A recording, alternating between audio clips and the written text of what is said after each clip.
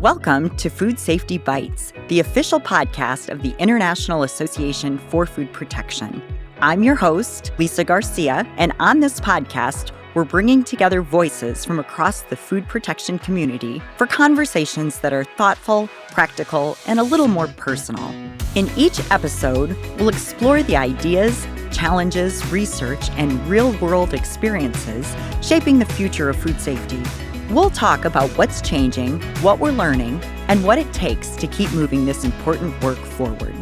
Today, I'm joined by Mark Carter, IAFP Past President, and works at Hygiena. Yep.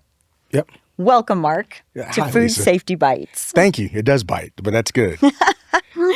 Okay, to start, can you tell us a little bit about your role and how you got into the food safety world? Yeah, I mean it's really kind of interesting. My role right now is I'm a senior software product manager at Hygiena, so I'm helping them develop food safety software, which for me is almost like a culmination of my entire career, where I started off, not quite deciding exactly where I was going to go, worked clinical first, and then decided to go into food simply because I got tired of working with things that came out of people and decided to work with what goes into them. So it's just one of those things where that got me started on my food career. My background, again, I'm a microbiologist, so at University of Georgia, we had our hands in everything. But worked at food companies, like I've been at like Tom's Foods, Kraft, places like that. Then went more on the service side with the laboratories. But the whole time, I think I spent time learning more and more and more about just the industry, learning the things that may not have been covered for me in undergrad or grad school. Helping develop methods, spending time like, hey, I got to test this stuff. So what am I going to do with it? Right? Do I understand the data that I'm getting from it? And I think that just drove me from the standpoint of being around both sides of the fence, as far as the service side of doing a lot of laboratory testing to, being engaged in food companies, drove me to the point that I'm at now. Like, this is like almost like a meeting point between everything I've done. It's kind of where we're going now, where everything's being driven by data. Everything's, talk about AI and things like that. But literally, that's how I ended up where I am right now. So how were you introduced to IAFP? I just told somebody this story. This is really good. So way back when I was at McKee Foods Corporation, I had a boss, Jim Cole. Jim's really influential in my career. And Jim told me, because I was a member of ASM at the time, Jim tells me, he's like, hey, I think there's this group you need to join. I said, okay, tell me about it. I think he wanted me to go to the meeting, and it was IAMFest at the time. So that's how long I've been around, is that, it's the International Association for Milk and Food Environmental Sanitarians. Mm-hmm. It's a mouthful, but still, it's one of those things where that's my introduction of having somebody who had been familiar with that tell me, this would be good for you. And, I'll sit and say right now, joining has been probably the best decision. That was the best introduction decision of a professional association, because I've been involved in IFT, AOAC, a bunch of others, but it's just been great. It's been good. And so what do you think distinguishes IAFP from those other organizations? You know what? There's a lot, right? I think there's a level of camaraderie and sameness between them, all in different areas. But I think what distinguishes IAFP is the fact that things are really driven towards outcomes for the food industry, right? And it takes different branches of what I would say. I'd say like there's the three pillars that we usually talk about professionally, whether you fall into the regulatory, academia, and an industry, right? And I think this organization has the best mix and mingling and conversations and dialogue between those three of any of the others that I've been with. Right. And it's great interaction between all of them. We are very fortunate to have that good mix and have all those three sectors working together. Absolutely. So in your technology world, what do you think has been the biggest challenge? Wow. So, I'll go back and think through the fact that I've had the opportunity throughout my career to see different eras of different technologies coming through, right? And nothing gets developed in a vacuum. We'll put it that way. And nothing societally doesn't get pulled into some of the things we're talking about. So if we say that you've got two things, and I talked about this a little while ago, it's like they're all a convergence, right? So if we go from the fact of, hey, we're doing work on plates, which is where all of us started, right? We're in somewhere pouring agar, doing things like that. Then you go and you evolve and you get immunoassays, you get lateral flow. So all these things have gone where you're always doing a test and collecting data. On the other side, right? Okay, we can put our data in spreadsheets, we can do this, we can do that. But I think for me, one of the things that I've seen, and this is because of the opportunities that I've just had professionally, is to understand how those things affect the regions, how they affect and are adopted and adapted in different regions of the world, right? So you can get really myopic and think that, okay, this technology is going to be great, but then someone on the other side of the world on a farm can't run it, but they could use the data and do something else with it.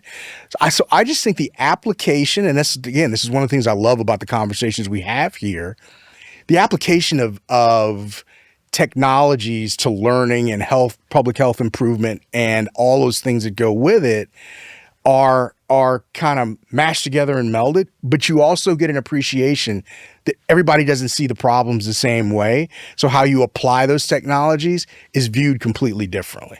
So how has technology advanced food safety? Quite a bit, right? So if you think about, go back to again, I'll say I started in the association in the early 90s, things like whole genome sequencing, some of the PCR technologies were not a common part of the industry. So if you think about the fact of being able to identify problems quicker, right? Again, this goes back to thinking about, hey, how have technologies like, the internet, literally, and what's been built on that helped us from an information standpoint where A, we get information faster, B, we get way more of it. All that has to be synthesized into decisions that then drive public policy. So it's kind of like a continuum now that we've got all these tools that sometimes give us so much data we don't know what to do with them, right? Or how to make decisions and verify that they're working and things like that. But at the end of the day, if I had to say the overall changes that have come along that have helped us improve, and again, we're always here about public health, that have helped us identify problems that improve public health, it's going to be the changes in computing technology that we have that let us a technique like sequencing and the different types of sequencing deliver very specific data that then you can kind of go and pinpoint problems where before it was broad and it took you a long time to get it. Now it's like, volumes of data that took you a much shorter time to get it. So you just got to figure out how to make decisions differently because of that. A bigger reach faster. Yes. So if you are a company that has a new technology, how could you get involved in IAFP? Oh, I think that's probably one of the best springboards, right? If you think about the fact of, let's say you want to bring something to the food industry. I don't think you ever will find a group of more concentrated, dedicated professionals who are trying to drive public health and food safety at the same time. So if I want to make an introduction, or even I just want to understand how does my technology fit into the food safety space, I don't think you can find a better group to go to. Right? A, from an influence standpoint, understanding how your technology could get picked up and moved, right? Or adopted, right? Or at least get exposed. And sometimes it's just as good to hear what's wrong with your technology as what's right with it. That's right? what I was going to ask. Is there anything that you think technology has been a disadvantage for food safety? I do. Right? I mean, I think at times there have been technologies that have been either misunderstood or rushed to market where they've transferred from the clinical space into food, not fully understanding the complexity of doing food testing. So at a base, am I just generating good data from the technique that I use, the technology that I have to diagnose whatever food problem I want, whether that be, qualitative, quantitative, whether you're talking about any of the things that could harm food, chemistry, right? So it takes time to build methods that work for those. So I would go nuts because, this is great new technology. And then it just doesn't, it's not able or engineered to break through to the industry. So there've been disappointments that way too. Things that had a lot of promise early on. I mean, I can think of things that probably if you had been at IAFP, 20 years ago, right? Talking about, and there were papers done on the application of like aptamers to food safety, but you don't quite get over it. Phage-based things that work in a certain specific area, but maybe not great in others. But that doesn't mean you don't keep trying to make them better, right? Because they have promise, but there's humps or bulges or hills or mountains that they haven't gotten over yet. Yeah, that's the biggest thing. And, there's a lot of technology that you can learn about through the technical sessions and through symposia and through the exhibit hall. But I think we hear a lot of people talking about just the side conversations that they have. Yes. Yeah. Have there been times when you feel like you have benefited from just the networking in the hallways? Oh, absolutely. Right. It's those sidebar conversations that may have been spurred by a technical session that you then go talk about, or the things you talk about before. I think there's as much scientific dialogue that goes on from different viewpoints, right? Really diverse scientific opinions, right? Where you have the ability to actually have those conversations immediately with people from different viewpoints, from different backgrounds, that you get into some really good things if you're open-minded and think about it, that may help you out with the problems that you think you're having, or looking at the things you want to solve, or just something you didn't know about that you want to learn. Yep. Is there something memorable from IAFP as an experience, whether it was either during the meeting, after the meeting? Is there anything that stands out to you as I'll always remember IAFP because of this experience? Yeah, I mean, I will say, I'll look at the opportunity to meet some of the people here that I've met, right? Opportunity to sit down and talk to a long line of people that I felt like helped educate me and also, either became mentors or friends in the industry. So, I'll look at times, for instance, meeting someone like James J., right? And having a chance to talk to James J. about, microbiology, Russ Flowers, and people like that aren't with us now. But again, they've got this legacy that kind of flows through all of us that had interactions with them that really, really, to me, it's those types of conversations, or getting introduced to a new technology, right? You go to a symposium and wow, these guys are really presenting something that's a different viewpoint, or, it comes down to like things like that are practical applied things, just like, okay, I got a really deep, good understanding, and it helped me drive some of my own self-learning, learning about just like sampling plans and other things like that, right? The statistical basis behind them, right? And so to me, those interactions, right, are ones that like just stick out. But like that's what I think is one of the greater values here, is like the interactions between people, the introduction to things that are new that you may not know. Those are things that are memorable to me. Yeah. So looking forward over the next 12 months, what do you think is the biggest challenge for the food safety industry in the short term? In the short term, because it's so accelerated. And I think the great understanding of its potential would be, and the term AI gets thrown around a lot, right?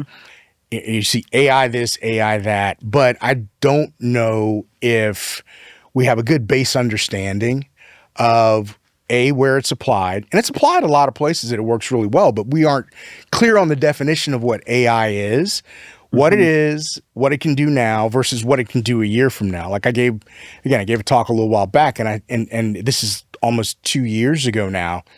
And I basically said, if you think about how even the large language models that are being used now, right? You go back between Claude and Chat GPT, Gemini, whatever's there, right? And then learning about kind of how those things can be used inside of companies, right? Like the use cases still haven't been vetted or looked at really well. But I do believe at some point, like I was going back to what I was saying, it's like 2 years ago, I told someone in a conversation and in a talk that I was giving that, you're using the worst AI you're ever going to use today, right? And we've seen the acceleration of the capabilities of the models that are available, but then is that outpacing what we're able to absorb and even understand? Because again, there still has to be a human element, right? And to me, that— So you don't think AI is replacing any food safety professionals? I think it depends. I think there's common knowledge that can be leveraged. So don't get me wrong. There's certain things that I think it can do to make food safety more efficient. Mm-hmm. But I think when the fact of the way you have to train models and the work that's done with them, and food safety is complex, right? I think there's areas that we could really apply it to speed up some of the benefits of that we see food safety wise. But then there's other areas, because there's just too many variables to try to train a model and to do other things. And you get to the point of talking about, well, this only happens once every 10 years. Well, how do I account for something that's got a really low chance of even happening, right? And those are the things that I think you still need human guidance, because we know for a fact, like if you look at every one of the like large language models that you use, right at the bottom it says, hey, this thing can make mistakes, right? We know they still hallucinate. We know there's still things that go on that are just like, hey, what is this thing spitting back out at me? But I think it takes a level of understanding of either what was asked or what are the tasks that you need to get done that and do I know enough to say, we need to reconsider this, or we need to polish this up a bit? But I think for doing things that are repetitive, that have general structures, I think there's a great probability that you'll see AI aid food safety in those areas. But I think there's always going to be, and I could be completely wrong, because 5 years from now, no telling what we'll have. But for today, I think there's areas that still need a lot of human interaction. So I think it could make us more efficient. I don't know about eliminating jobs yet. That's where I think there's a difference. Well, since you're so technology driven, have you ridden in a Waymo? Yes, I have ridden in a Waymo. I have. Does that scare you? Or you think that's You're apprehensive at first, Yep. right? I mean, it's like, hey, there's nobody driving. But then, I was less afraid than driving with one of my sons. So Good point. I'm good. Put me in the Waymo, right? Yes. So it's not checking its phone, so. Very true. I was okay, but still you're a little apprehensive because it takes a second to go, there's no one driving this thing. Right, right. I mean, technology is really, really moving fast. And Absolutely. I think that, in the food safety world, it's in all over the world. But I think in the food safety world, we need to embrace it. And like you said, now we're getting almost too much information and we don't know how to process that. Yeah.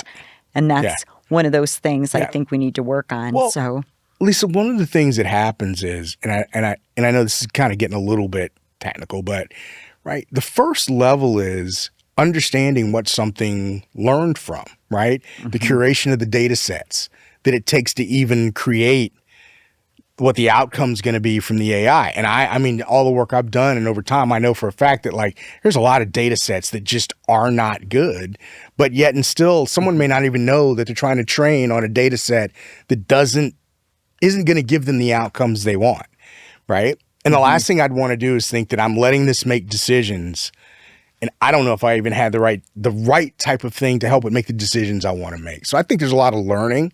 I also think there's a lot of opportunity for, a lot of us who understand that to help teach and accelerate what can be done with it, right? It's not going to just learn on its own, but I think if we take a lot of the knowledge that sits right inside of IAFP and work with the people who really understand it, I think the outcomes can be way better than we ever thought.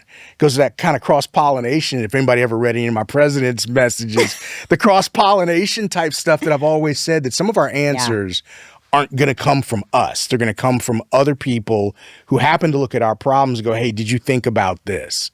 Right? And so when we learn how to use that to our advantage, no telling what could happen. Yep. And pulling in the students now, I think, is very important. And at IAFP, we have a good student base. And so what advice would you give the students moving forward? So the students really, to me, there's two sides of that coin. One side is, don't let the restrictions or the bounds on what you think your science can do stop you from doing it, right? You've got the students that are coming in now have more technology, knowledge, opportunity, because you always build on the knowledge that's already come before in front of them than ever before, right? They've got opportunities to use tools that, again, 5 years ago, we never could have thought of. So, I mean, in 5 years, these things have been mastered. So I would say, don't let whatever has happened be the boundary of what could be. The other part of that is like just you've got as great of a pool of references and help or anything else to bounce ideas off of as a student, here other than anywhere else, right? So, being open to new ideas, being open to things that come from other sciences, I think that's the coolest thing that the students can bring now. And then just that enthusiasm of like seeing stuff and you've done things a different way, right? And that can help change how we do stuff now. And 5 years from now, 3 years from now, the way we accelerate stuff, these kids are contributing in a great way for us. Yeah. Yeah. And being from the industry sector, how do you work with the other two sectors? How do you work with the regulators and the educators? What pulls you together? Yeah, I think it's the continuity of like at the end goal is public health, is that you always realize we have we all want the same thing of a person to have a safe meal, right? And the regulators, I think, not only do good research, but again, keep in mind just what's the framework we put in place that we're going to play by to make sure that people are afforded a safe meal, right? Which should just be that's a base thing anybody should have. The second part of it is like, I think and this is one thing I kind of fear at times, is that I think the academics have the ability then just to drive research that we can't either do on our own in industry, right? And haven't had the ability to do. I go back to when I was in the food industry. It was good for us to be able to go to a university and say, hey, can you do this for us? Because we didn't have the resources, right? And then to also have the freedom to just explore, which you don't have in other situations. The freedom to just learn, right? And even if it's basic research, it's going to become applied, or it helps to learn basic things that may or may not become a product. It doesn't matter, but it's knowledge that needs to be acquired, right?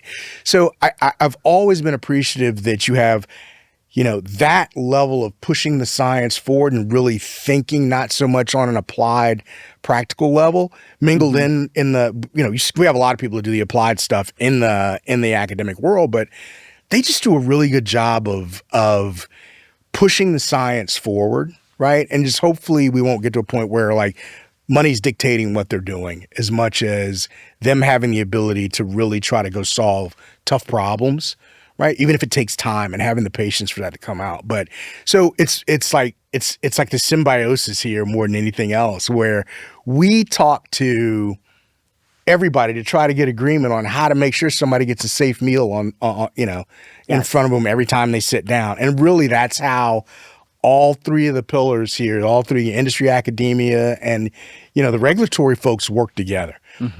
Times you can see a little push-pull and might feel a little apprehension between everybody. But at the end of the day, I mean, all of us have the same goal. We really do. Yeah, definitely. Keeping the food safe is very, very important. Yep. Yes. Yep. When you step away from work, how do you decompress? How do you step away? So, for me, it's like I've always had this thing where I've always been really involved in sports, A, coaching, B, I got Lace It Up, my nonprofit, doing athletic training, right? And then just having fun, goofing off with George, my dog. But literally, I find I switched probably back over really to that kind of sports athletic stuff that's been a part of my life since I was, a kid, just playing sports along the way through college and stuff like that. But the engagement with people and being able, I've always enjoyed helping people improve whatever they do, right? And just having fun with kids and seeing them succeed going on has been fun. So mentoring is a part of that. I've mentored people professionally, but really, I think that's where I flip back to that. That's like my comfort zone, my really cool, easy, happy space. So that becomes the side I flip back over to. Like when I shut all this stuff down, that I'm 200% over there. Yeah. I think we all need that. We all need to shut down at times. So and there's do. a lot coming at us. Yes, Yep. yes. Okay, before we wrap up, it's time for the 5 last bites. 5 quick questions to get to know who you are and your perspective on food and food safety. Okay. Okay, number 1. Yep. What's one food safety myth you'd love to retire? Washing chicken before you cook it.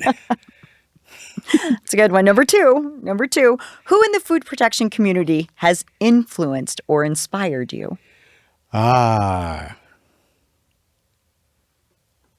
Boy, that's a good question. I would say I'll go back to my boss, Jim Cole, back at McKee. Number 3, is there any food you avoid or feel good about eating because of the work you do? So I will say this. I actually am confident and feel good about eating something that most people avoid. Ooh, what is it? And that is raw oysters. A lot of people are like, I won't touch them. I'm like, I'm fine with them. All right. Number 4, in your opinion, the future of food safety depends on what? It depends on, the future of food safety depends on, are all 3 of the communities that we talked about, academia, industry, and regulatory bodies being open to innovation and accepting of technologies and people that will drive knowledge forward, right? That's really, to me, what we have to be open to. If we keep doing the same things we've been doing, we'll always end up with the results that we get now. And number 5, what's your lifesaver, a must-have at any IAFP annual meeting? Tito's. Love it. Mark, thank you so much for joining us and sharing your insights on Food Safety Bites. Thanks, Lisa. I appreciate it. It was fun.